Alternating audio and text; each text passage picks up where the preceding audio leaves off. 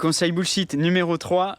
Prends des antidouleurs, ça va t'aider à finir ton ultra. Ah mais oui, mais ça c'est génial. Ça, c'est Donc spécial, Doliprane, anti-inflammatoire, il faut prendre tout ça. Ouais, avant donc de en fait commencer le une course. mieux c'est de faire enfin vraiment tu peux te péter une jambe et finir une course quoi, c'est magnifique. Et Alors attends, effectivement, on va pas faire trop d'humour sur cette Non, mais conseil effectivement. bullshit parce qu'il y a des gens qui vont le prendre au premier non, degré. mais tu peux en plus faire un combo, genre tu fais paracétamol, ibuprofène, aspirine, tu secoues le tout dans ta flasque. J'ai peur des gens qui vont découper juste ces 10 secondes et qui vont les mettre sur internet.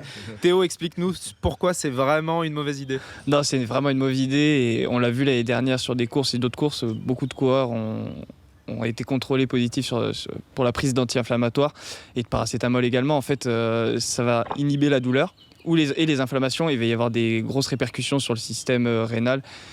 Et pour le paracétamol, c'est plutôt au niveau du foie. Ouais. Voilà. Donc ça permet de masquer une douleur sur un effort long, mais ça peut se payer très cher ensuite. Ça peut se payer très cher ensuite, on l'a vu, il y a beaucoup de docteurs qui ont fait des études là-dessus et qui ont eu des retours.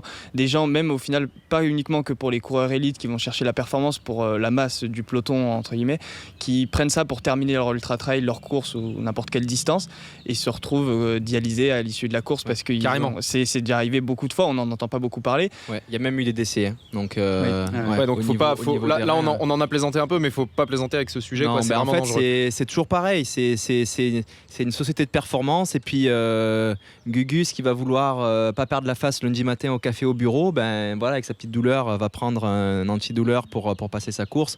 Et c'est une vision hyper court-termiste. Parce que, comme l'a dit Théo, les insuffisances rénales peuvent être vraiment extrêmes sur la prise d'ibuprofène. Donc, on peut être dialysé, voire en mourir. Le foie, avec le paracétamol, il trinque aussi.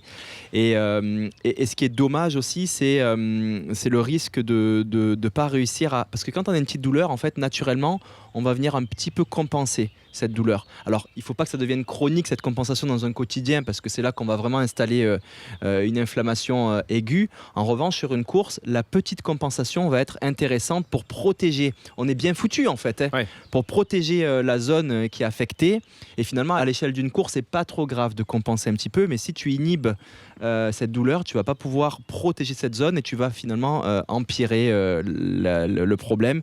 Et c'est une vision court-termiste, parce que si tu fais ça, tu vas pas faire du trail très longtemps.